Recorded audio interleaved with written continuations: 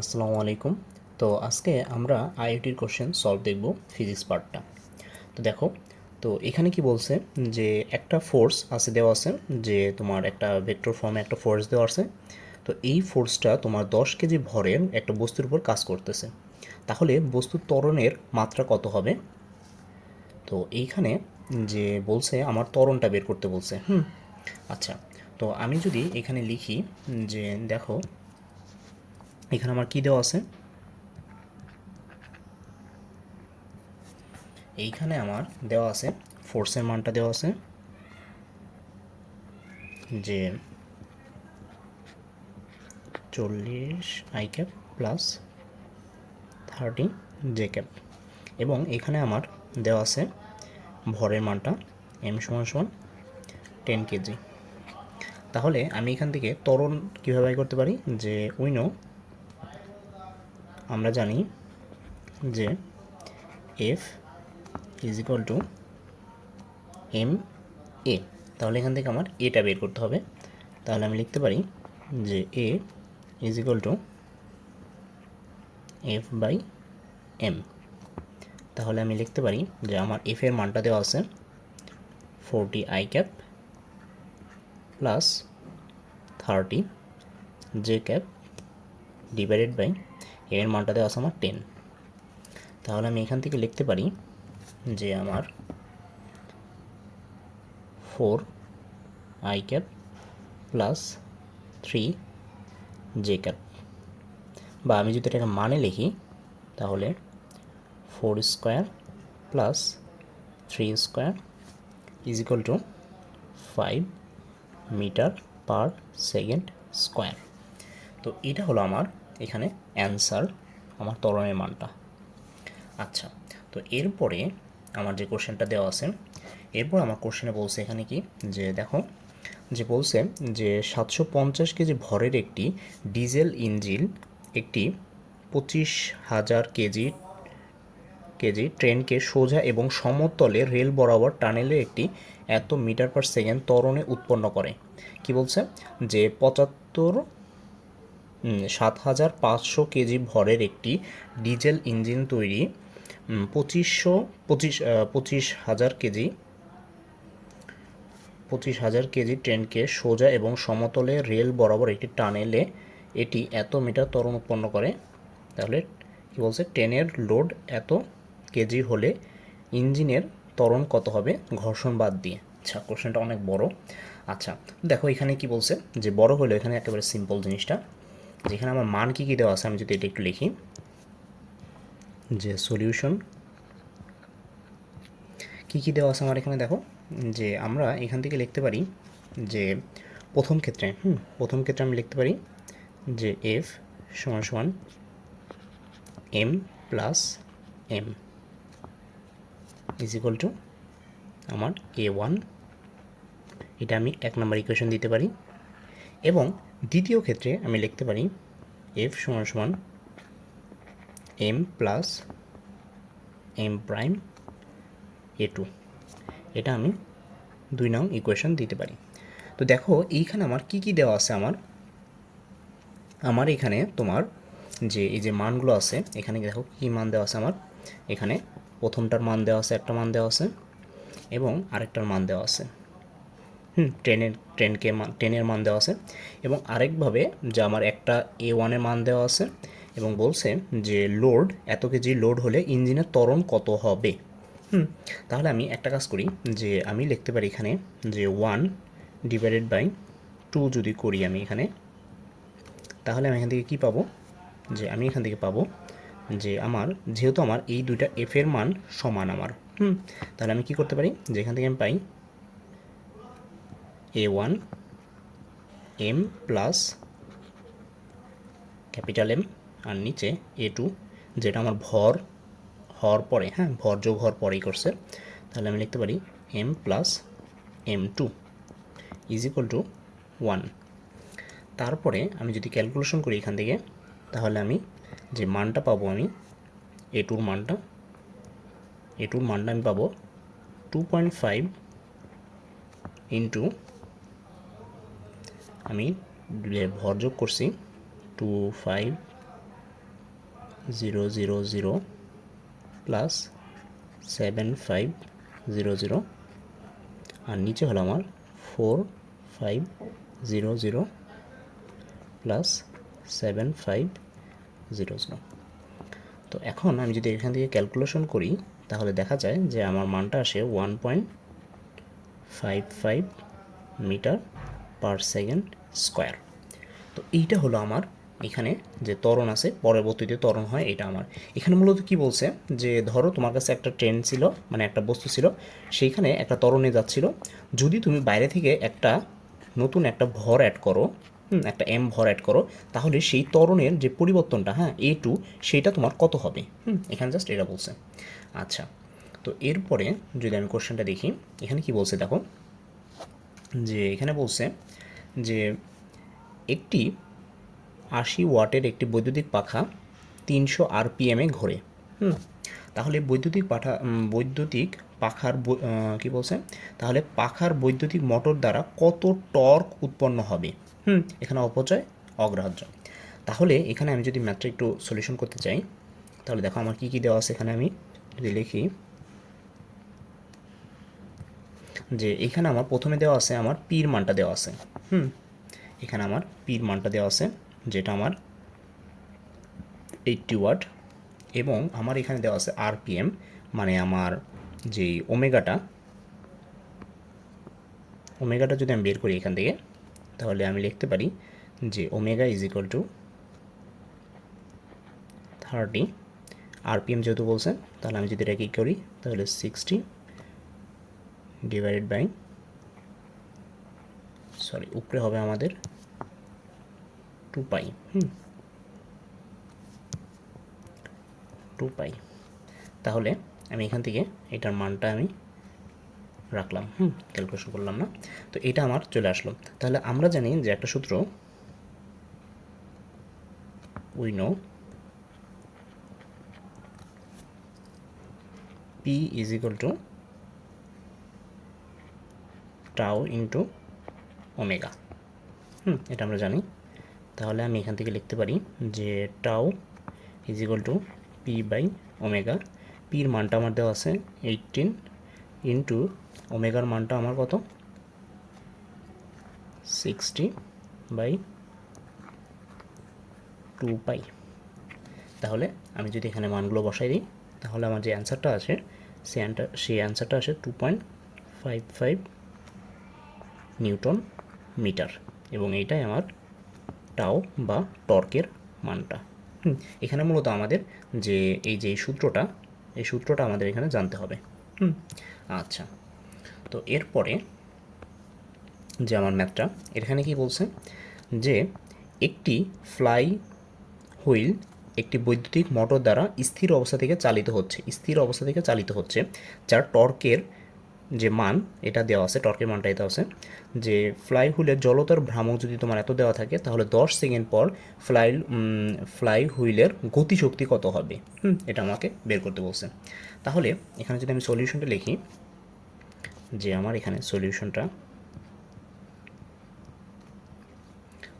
কি, যে আমি লিখতে পারি এখানে যে আমার কী কী মানগুলো দেওয়া আছে, আমি একটু যদি লিখি, যে আমার এখানে মানটা দেওয়া আছে, টাওয়ার মানটা দেওয়া আছে আমার 25 নিউটন মিটার, এবং আমার এখানে দেওয়া আছে জড়তার ভ্রামক, আয়ের মানটা দেওয়া আছে আমার 5 কেজি স্কোয়ার, এবং এখানে আমার টাইমটা দেওয়া আছে, যেটা আমার মানটা দেওয়া আছে 10 সেকেন্ড দেওয়া আছে।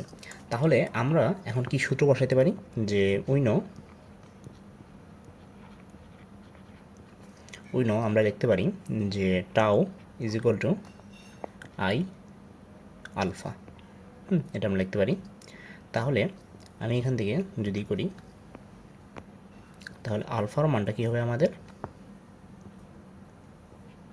টাও ডিভাইডেড বাই আই, তাহলে এটার মানটা হয়ে যাবে আমাদের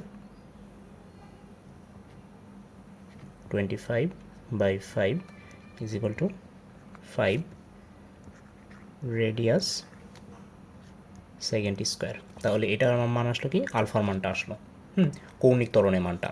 তাহলে যে আমরা জানি যে omega is equal to alpha T. তাহলে আমি এখান থেকে লিখতে পারি 5 ইন্টু 10 রেডিয়াস পার সেকেন্ড। তাহলে এখান থেকে আমি কৌণিক বেগটা আমি বের করলাম যে আমার 50 রেডিয়ান পার সেকেন্ড। তাহলে আমি এখান থেকে ওমেগাটা বের করলাম, দেন আমার বাকি থাকে আমার গতিশক্তি নির্ণয়, যে আবার আমরা জানি এগেইন উই নো যে কে সমান সমান, আমরা যদি কৌণিকের ক্ষেত্রে লিখতে চাই তাহলে আমরা লিখতে পারি হাফ এম এর বদলে আমি লিখতে পারি যে আমার আই এবং ওমেগা স্কোয়ার। তাহলে আমি এখান থেকে লিখতে পারি যে হাফ আয়ের মানটা আমাদের কত, আয়ের মানটা হলো আমাদের 5 ইন্টু ওমেগার মানটা আমরা বের করলাম 50 স্কোয়ার। তাহলে আমি যদি ক্যালকুলেশন করি তাহলে আমার আসে 6250 জুল। তাহলে আমার অ্যান্সার কোনটা হবে? এখানে আমার অ্যান্সার হবে প্রথমটা। আচ্ছা, তো এরপরে যদি আমি নেক্সট ম্যাথে দেখি, যে দেখো নেক্সট ম্যাথে আমার কি বলছে, যে তোমার একটা এখানে যে ক্ষেত্র দেওয়া আছে, একটি সলিনয়েড ভেক্টর ক্ষেত্র দেওয়া আছে, এই মানটা ভেক্টর ক্ষেত্রের মানটা দেওয়া আছে। তোমাকে বলছে যে এম এর মান কত হবে সলিনয়েড ভেক্টর ক্ষেত্র। সলিনয়েড ভেক্টর ক্ষেত্র মানে কি, যে আমি জানি ডাইভারজেন্সের মানটা আমার 0 হবে। এটা আমার বাই ডিফল্ট বলা দেওয়া আছে। তাহলে আমার কি হবে, যে আমি যদি একটু বের করি, তাহলে আমি যদি এটা সলিউশনটা লিখি,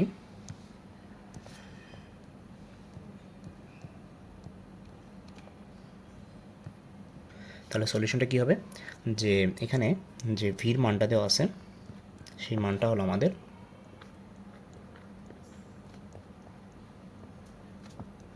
I cap plus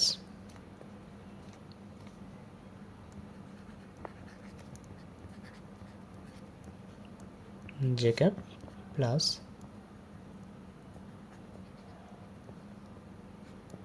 K cap. এখন আমি যদি এটাকে ডাইভারজেন্স বাই করি, মানে এটা ইন্টু ভি, এটা করি ডাইভারজেন্স, তাহলে সেই ডাইভারজেন্সটা হবে আমার এই নেবলা অপারেটর দিয়ে যদি আমি এটাকে গুণ করি, তাহলে আমার যে মানটা আসবে, আমি যদি লিখি ডাইরেক্ট একেবারে লিখি, তাহলে 5 প্লাস এম মাইনাস 4। তাহলে এখান থেকে আমি লিখতে পারি যে 1 প্লাস এম, এবং আমার যে এই জিনিসটা পুরোটা, এইটার মানটা আমার 0। যেহেতু আমাকে বলে দিছে সলিনয়েড, তাহলে আমি লিখতে পারি যে 1 plus M is equal to 0। তাহলে আমি লিখতে পারি অতএব এম ইজ ইকুয়াল টু -1। তো এটা হলো আমার এম এর মানটা। তাহলে আমি লিখতেই পারি যে M is equal to -1, option B আমার কারেক্ট। এখানে মূলত কী হয়েছে, প্রথমে আমার যে একটা ভেক্টর ক্ষেত্র দেওয়া ছিল, তো সেই ভেক্টর ক্ষেত্রটা আমরা কী করছি, প্রথমে আমি নেবলা অপারেটর দিয়ে ডট গুণ করে আমি ডাইভারজেন্স বাই করছি। এই ডাইভারজেন্সের মানটা 0 হবে তখন যখন এটা সলিনয়েড হবে। তার মানে আমি যেহেতু এখানে বলেছি সলিনয়েড ক্ষেত্র, তার মানে আমি 0 ধরে নিছি এবং আমি এম এর মানটা বের করছি। আচ্ছা, তো এরপরের কোশ্চেনে কী বলছে, যে দেখো এখানে বলছে যে একটি আংটাযুক্ত স্প্রিং ধ্রুবকের পরিমাপ করার জন্য একটি 500 গ্রাম ভরের একটি 500 গ্রাম ভর এর শেষের দিকে আটকানো হলো। মানে একটা স্প্রিংয়ের, মানে আমি যদি বলি যে আমার একটা স্প্রিং আছে, এই স্প্রিংয়ের শেষের দিকে 500 গ্রাম ভরের একটা বস্তু ঝুলানো হয়েছে। তো এখন যে তাহলে কী হয়েছে, ঝুলানোর পরে কী হয়েছে, প্রসারিত স্প্রিংটি এবং এর দৈর্ঘ্য পরিমাপ করা হলো। তারপর 550 গ্রাম বাড়ানো হয়, তারপর ভরটা আবার 50 গ্রাম বাড়ানো হয়, এবং পর্যবেক্ষণ করা হয় যে স্প্রিংটি 10 সেন্টিমিটার বেশি প্রসারিত হয়েছে।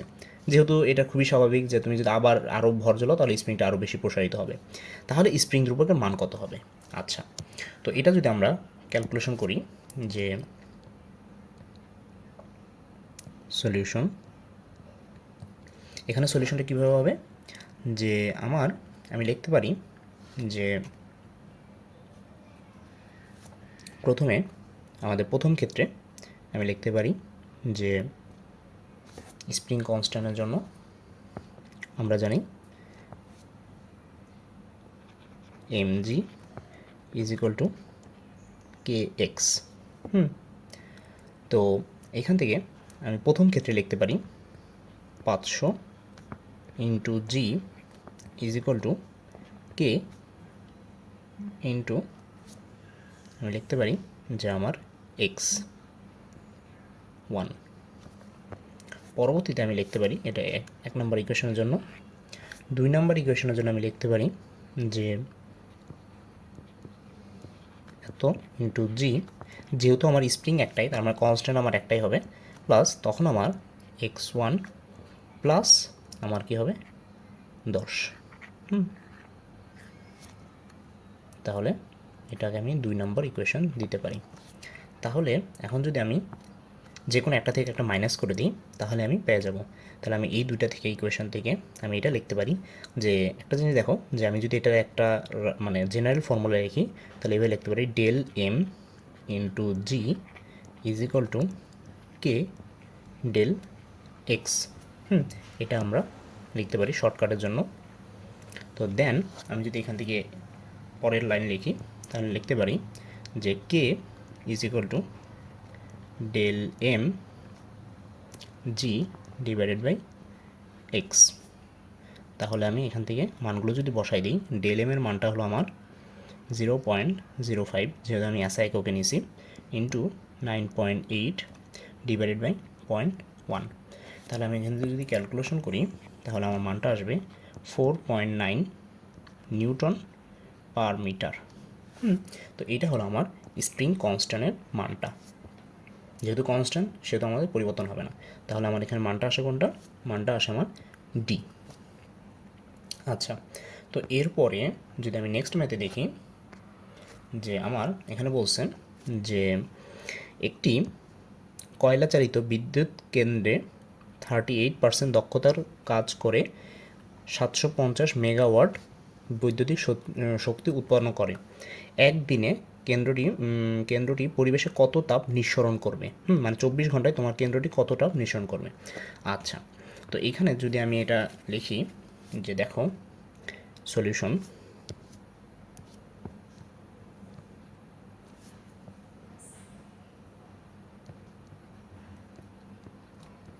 সলিউশনটা কী হবে যে আমার এখানে আমি লিখতে পারি যে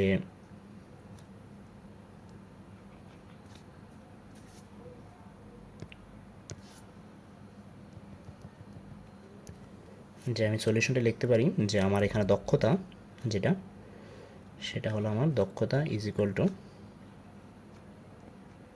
750 ইন্টু 10⁻6 ডিভাইডেড বাই আমার পি ইন। তো দেন আমি এখান থেকে পি ইনপুট লিখতে পারি যে আমার 750 ইন্টু 10⁻6 ডিভাইডেড বাই দক্ষতার মানটা হলো আমাদের 0.38। তো দেন আমি যদি এখান থেকে ক্যালকুলেশন করি তাহলে আমার মানটা আসে 1973.68। তো এটা হলো আসলো আমার, আমি যদি মেগাওয়াটে লিখি, এটা আসলো আমার পি ইনের মানটা। তাহলে আমি এখান থেকে লিখতে পারি যে উইনো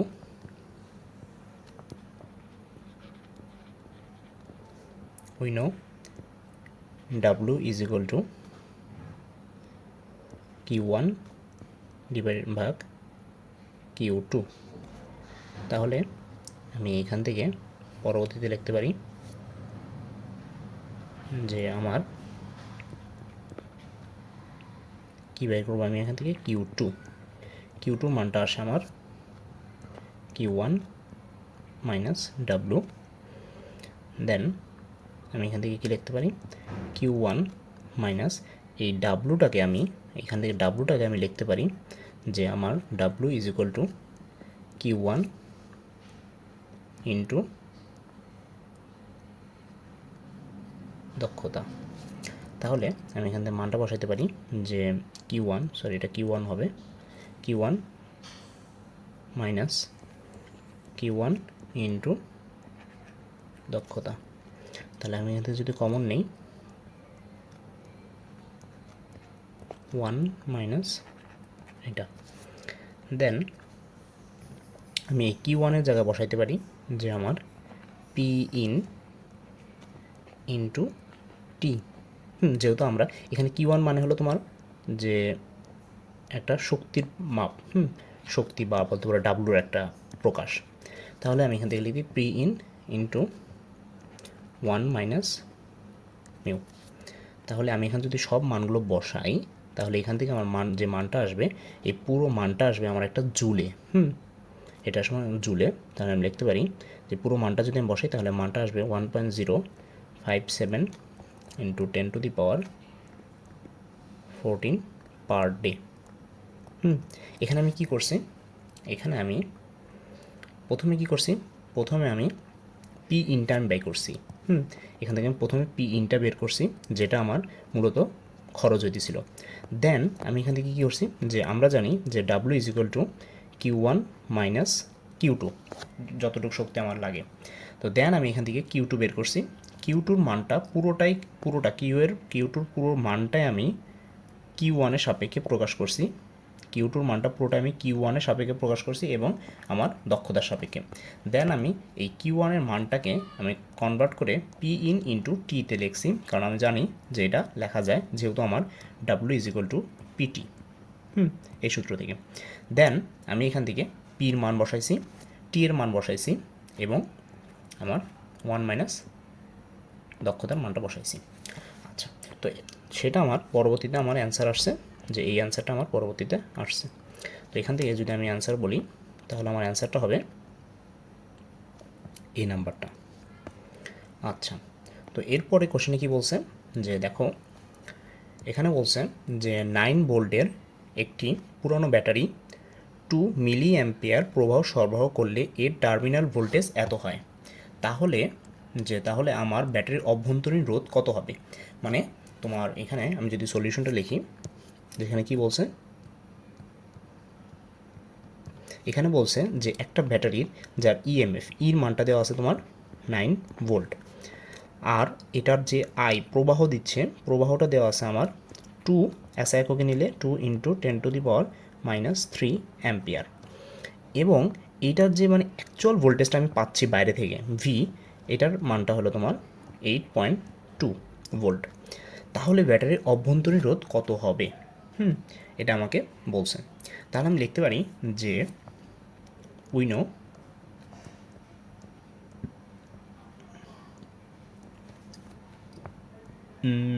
del E is equal to I R, এটা আমরা জানি। তো দেন আমি এখান থেকে লিখতে পারি del E মানে কি, যে E minus V is equal to I R. Then আমি এখান থেকে দুইটার মানটা বসাই, 9 মাইনাস 8.2 ইজ ইকুয়াল টু আমার আই আর এর মানটা কত আসে, আর এর মানটা তো আমি বাইর করব, এবং আই এর মানটা 2 ইন্টু 10⁻³ দেন আমি সবগুলো যদি বসাই তাহলে আমি এখান থেকে আর এর মানটা পাবো 400 ওহম। তো এটা হলো আমার আর এর মানটা, তাহলে এখান থেকে আমার অ্যান্সার হবে 400 ওহম। আচ্ছা, তো এরপরে যদি আমি কোশ্চেনটা দেখি, যে এরপরে কোশ্চেনে কি বলছে যে দেখো নিচের চিত্রে এই সুইচ বন্ধ হলে ভোল্ট মিটারে ভি রিডিং কত হবে। এখানে এই যে এই সুইচটা যদি বন্ধ হয় মানে এখান থেকে যদি কারেন্ট যায় তাহলে আমার এই যে ভোল্ট মিটার রিডিং কত হবে এটা আমাকে বের করতে বলছে। আচ্ছা, তাহলে আমি এখান থেকে লিখতে পারি যে যদি আমি সলিউশনটা করি, তাহলে দেখো এখান থেকে আমার তড়িৎ প্রবাহ যাচ্ছে, এদিকে যাচ্ছে, যাওয়ার পরে এখান থেকে গিয়ে এখানে একটা ভাগ হবে এবং এখানে একটা ভাগ হবে, আবার এখান দিয়ে চলে আসবে, সিম্পল সার্কিট। তাহলে আমি লিখতে পারি যে V is equal to E into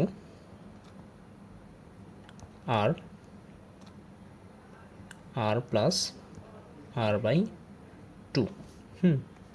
দেন আমি এখান থেকে কী করতে পারি,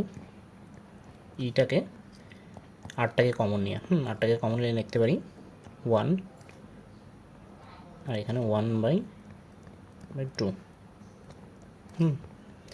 দেন আমি এখান থেকে মানগুলো যদি বসাই তাহলে এখান থেকে আচ্ছা আর উপর থেকে কাটা যাবে, হ্যাঁ উপর থেকে আর কাটা যাবে, তাহলে আমি আরটাকে মুছে দিই। আচ্ছা দেন আমি ইর মানটা যদি বসাই, আচ্ছা ইর মান দেওয়া নাই, ইন্টু 0.67, তাহলে এটা আমার আসে ভির মানটা। তাহলে আমি এখান থেকে ভির মানটা লিখতে পারি যে এটা আসে আমার কত, সি। এখানে মূলত আমি কি করছি আমি যদি একটু বলি, যে এইখানে দেখো এখানে আমি লিখতে পারি যে ভি, এই যে এই প্রান্তের ভিটা আমাকে বের করতে হবে, তাহলে এখানে ভোল্টেজ ডিভাইডার ল আর কি। এখানে যদি আমি ভির মানটা বসাই, প্রথমে আমার আয়ের মানটা লাগবে, আয়ের মানটা লাগবে। আয়ের জন্য প্রথমে আমাকে তুল্য রোধ বের করতে হবে। আমি এখানে একটু শর্টকাটে লিখছি, তুল্য রোধ বের করতে হবে। তার মানে তুল্য রোধটা কি, যে আর প্লাস এইখানে তুল্য রোধটা হবে R/2, এটা হবে আমার বর্তনীর তুল্য রোধ। দেন আমি যদি এই আর এর দুই পাশে যদি আমি ভোল্টেজটা বের করতে চাই, এই আর এর অ্যাক্রসে যদি আমি ভোল্টেজটা বের করতে চাই, তাহলে আমি লিখতে পারবো যে আমার ভি, আমি যদি একটু দেখাই, যে আমি লিখতে পারবো যে ভি ইজ ইকুয়াল টু আমার যে তোমার বর্তনীর পুরো কারেন্ট মানে ইটা, তো সেটা আমি লিখি যে আমার ই ইনটু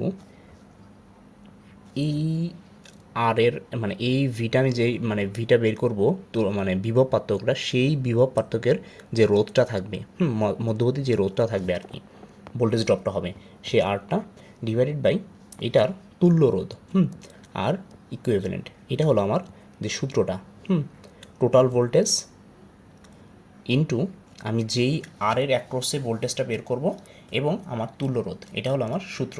দেন আমি জাস্ট এখানে এটাই করছি। তো এটার মানটা হলো 0.67 ই।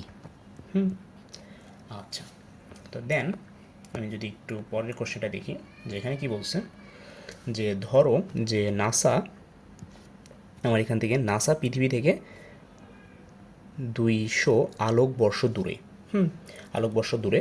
তো এখন যদি তুমি একটা স্পেসশিপ নিয়ে যাও যেটা তোমার প্রায় আলোর বেগে গেছে, 0.99 সি মানে আলোর বেগে গেছে, তাহলে তোমার কী হয়েছে, যে স্পেসশিপ ভ্রমণকারী নভোচারীর বয়স কত হবে যেখানে শূন্য আলোর গতি সি।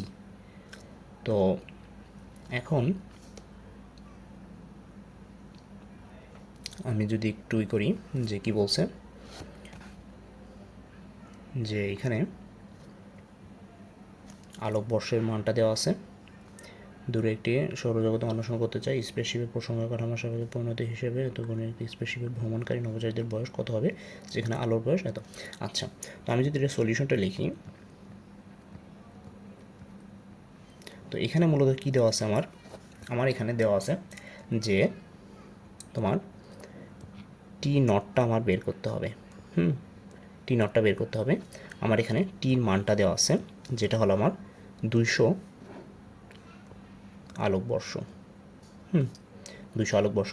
এবং এখানে আমার যে সির মানটা তো আমার দেওয়া আছে, এবং আমার মানটা দেওয়া আছে, ভির মানটা হলো 0.99 সি।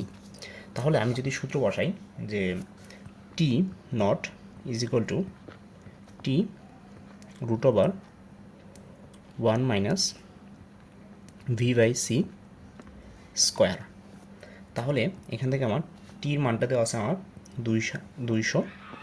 এটা হলো 200 মানে হলো এই টিটা হলো যে তোমার 200 আলোকবর্ষ, যেটা স্বাভাবিক লাগবে তোমার আমার সাপেক্ষে, বাট যে নভোচারী তার সাপেক্ষে কী হবে সেটা আমরা বের করব।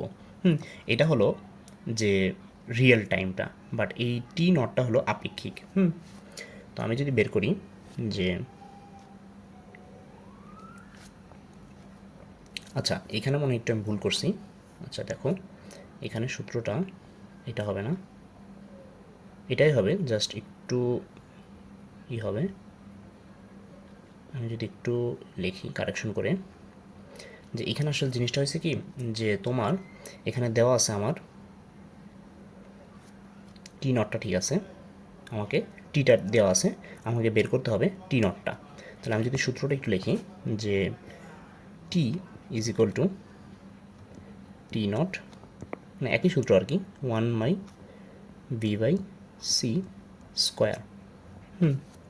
তো এখন আমি যদি এখান থেকে বের করতে চাই টি নটটা, যে মানুষের সাপেক্ষে কী লাগবে, মানে আমাদের সাপেক্ষে কী লাগবে, এটা দেওয়া ছিল এখানে। এখানে দেখো, এখানে দেওয়া ছিল যে নাসা থেকে পৃথিবী যে ধরো যে নাসা পৃথিবী থেকে এত আলোকবর্ষ দূরে একটি দূরত্বের সৌরজগতে অন্বেষণ করতে চাই, স্পেসিফিক প্রসঙ্গ কাঠামো থেকে পরিণত হিসাবে এত ভ্রমণ সেই নবজাতকের বয়স কত হবে যেখানে আলোবেগ এত।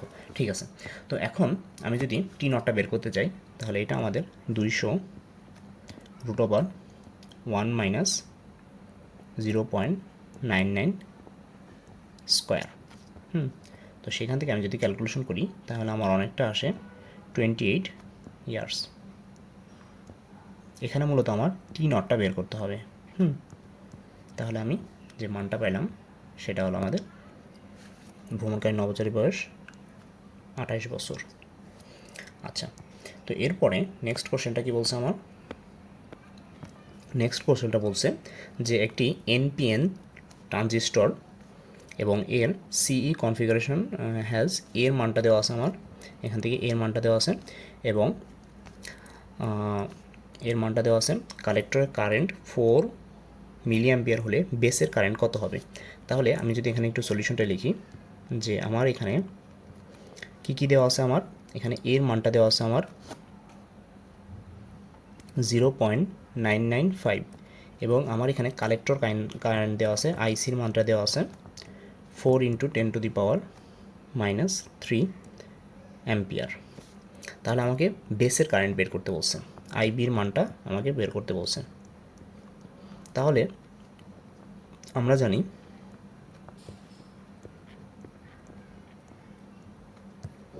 জানি কি যে alpha is equal to IC by I B. Then আমি লিখতে পারি যে আইসি বাই আইই। দেন আমি এখান থেকে লিখতে পারি আইই ইজ ইকুয়াল টু আইসি ভাগ আলফা, এবং আইসির মানটা আমার দেওয়া আছে 4 × 10⁻³ ডিভাইডেড বাই 0.995। তাহলে আমি এখান থেকে যে মানটা পাবো সেটা হলো আমাদের 4.0201 × 10⁻³ বা এটাকে আমি মিলি অ্যাম্পিয়ারে রাখি, যেহেতু আমার অ্যান্সারটা মিলি অ্যাম্পিয়ারে নিতে হবে মাইক্রো অ্যাম্পিয়ারে, তাহলে 4.0201 মিলি অ্যাম্পিয়ার। দেন আমি লিখতে পারি যে আমরা আরেকটা সূত্র জানি যে IB is equal to IE minus IC, জনপ্রিয় একটা সূত্র। দেন আমি আইইটার মানটা যদি লিখি যে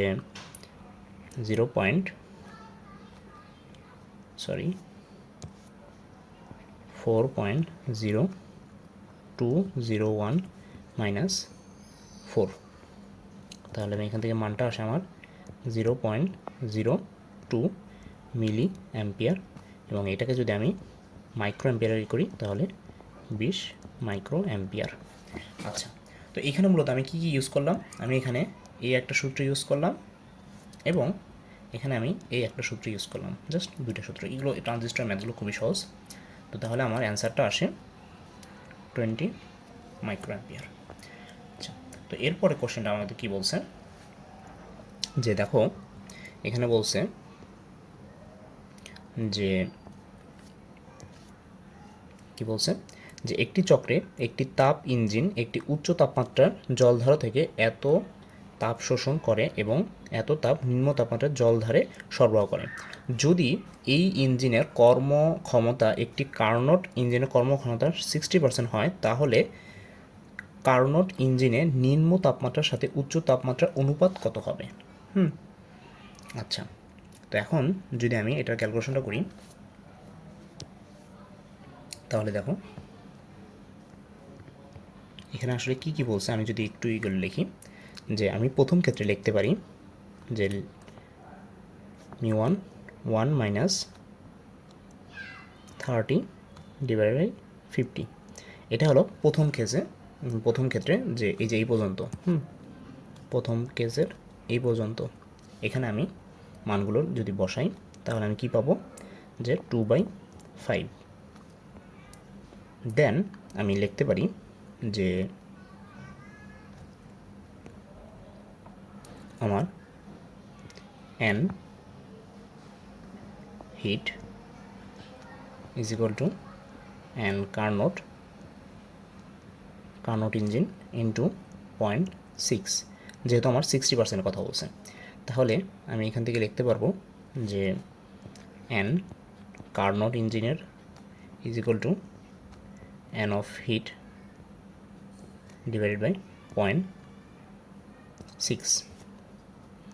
তাহলে আমি এখান থেকে লিখতে পারবো 2/5 ইন্টু 5/3 ইজ ইকুয়াল টু 2/3। তাহলে আমি দেন আবার যদি আমি টেম্পারেচারের এই জিনিসটা নিয়ে আসি, তাহলে আমি লিখতে পারি n Carnot is equal to 1 minus T out T in. তাহলে আমি লিখতে পারি এখান থেকে যে মানটা যদি আমি বসাই দিই, T out divided by T in is equal to, লিখতে পারি আমি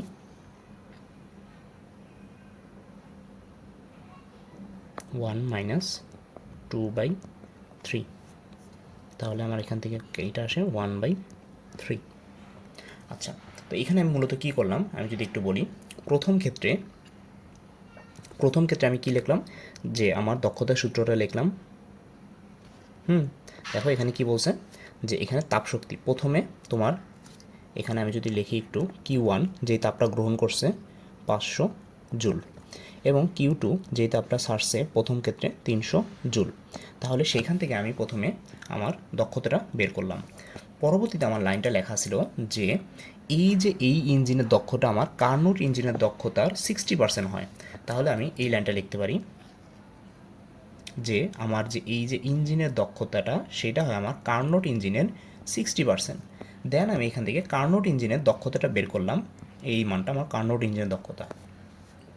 তাহলে আমি কার্নোট ইঞ্জিনের ক্ষেত্রে যদি আমি টেম্পারেচারটা বের করি বা হিটটা বের করি, যে তখন আমার কি হবে, যে আমরা জানি যে যে কোনো একটা দক্ষতার জন্য 1 minus T out by T in. Then আমি এখান থেকে এটার অনুপাতটা চাইছি, আমার এই অনুপাতটা আমি বের করছি। আচ্ছা, তো তাহলে আমার এই অ্যান্সারটা হবে 1/3। আচ্ছা, তো এরপরে যে কোশ্চেনটা, সেই কোশ্চেনটা আমাদের কী বলছে, যে এক AMU বা অ্যাটমিক ম্যাস ইউনিট ভর সম্পূর্ণরূপে শক্তিতে রূপান্তর হলে কী পরিমাণ শক্তি নির্গত হবে। এটাও একটা তোমার শক্তির একক। তো ভর আর শক্তি একই জিনিস। তো এখন যদি আমি এটা সলিউশনটা করি, তাহলে এখানে কি বলছে, যে তোমার এটা ডাইরেক্ট অ্যান্সার বলা যায়, যে এটা অ্যান্সার হলো তোমার 934.03 মেগা ইলেকট্রন ভোল্ট। এটা একটা MCQ আর কি। আচ্ছা, তো এরপরে যে কোশ্চেনটা, সেই কোশ্চেনে কি বলছে, যে তোমার একটা ফিল্ডের মান দেওয়া আছে, একটা স্কেলার ফিল্ডের মান দেওয়া আছে। তো সেই স্কেলার ফিল্ডে যদি মান হয়, তাহলে এই যে একটা বিন্দু দেওয়া আছে, 3 ডাইমেনশন একটা বিন্দু দেওয়া আছে, সেই বিন্দুতে তোমার যেই এটা আছে, যে এই মানটা কত হবে, এত ইনটু এই মানটা, যেটা আমাদের ডাইভারজেন্সের মানটা কত হবে। তো এই ডাইভারজেন্সের মানটা আমাদের বের করতে হবে। দেন সলিউশন লিখি, তাহলে কি হবে, যে আমার এখানে যে স্কেলার ফিল্টার মানটা দেওয়া আছে কত, 2xy4 মাইনাস x² z, এবং আমার এখানে একটা পয়েন্ট দেওয়া আছে। আমি যদি পয়েন্টটা লিখি, ধরো পি পয়েন্টের মানটা দেওয়া আছে আমার কত, 2 মাইনাস 1 2, এই পয়েন্টটা আমার বের করতে হবে। তাহলে আমি যদি এখান থেকে বের করি যে ন্যাবলা অপারেটর ইন্টু আমার ফিল্ড, তাহলে আমি লিখতে পারি যে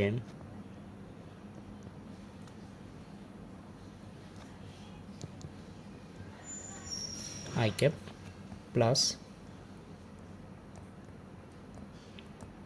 J cap plus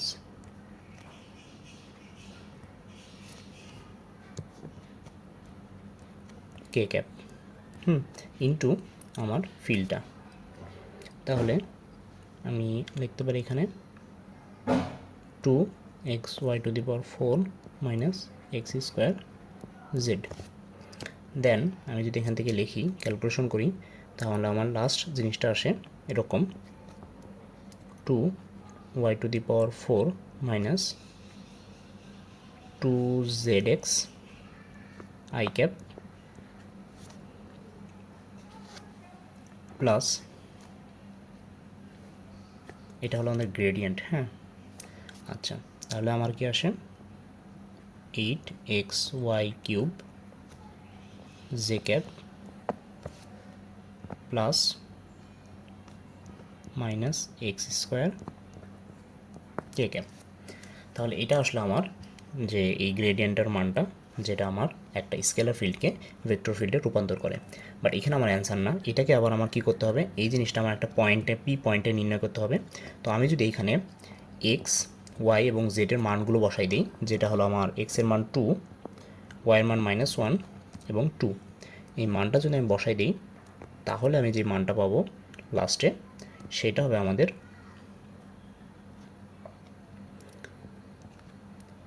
6i cap plus 16j cap plus 4k cap. তো এই হলো আমার লাস্টের মানটা। এটা ইজি বাট একটু বড় আর কি। তাহলে আমার এটার মানটা হবে কত? এটার মানটা হবে আমার ডি নাম্বার। আচ্ছা, তো এরপরে যদি আমি কোশ্চেনটা সলভ করি, যে কি বলছে এখানে, যে দেখো একটা ধাতব গোলকের ভর তোমার 6 গ্রাম দেওয়া আছে এবং এটি 3 মিটার দৈর্ঘ্যের একটি সুতার এক প্রান্তে বেঁধে প্রতি সেকেন্ডে 4 বার ঘোরানো হলো, এর কৌণিক ভরবেগ কত? খুব ইজি কোশ্চেন। তো এখানে মূলত কি বলছে, যে তোমার কাছে একটা সুতা আছে এবং এই সুতা, ধরো এটা একটা লাঠি আছে, এই সুতা 3 মিটার একটা সুতা, এবং এই সুতা দিয়ে তুমি কী করতেছো, একটা বস্তুকে ঘুরাইতেছো।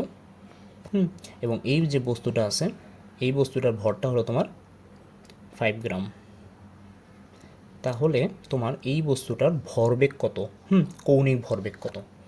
তো এখান থেকে তুমি যদি এটা অ্যান্সার করতে চাও তাহলে লিখতে পারো যে সলিউশন, উই নো, আমরা জানি যে L is equal to I omega. Then এখান থেকে লিখতে পারো যে আয়ের মানটা হলো M R square omega. Then তুমি লিখতে পারো যে এম আর স্কোয়ার ওমেগাটাকে যদি আমি ভাঙি তাহলে লিখতে পারি আমি ভি বাই আর। দেন আমি এখান থেকে লিখতে পারি এম ভি আর। এটা হলো আমার। দেন আমি যদি লিখি এখানে, আচ্ছা এটুকু মানে আমার লাগবে না, এটুকু আমি না লিখলেও হবে আমার। তাহলে আমি এখান থেকে লিখতে পারি যে এম এর মানটা আছে আমার কত,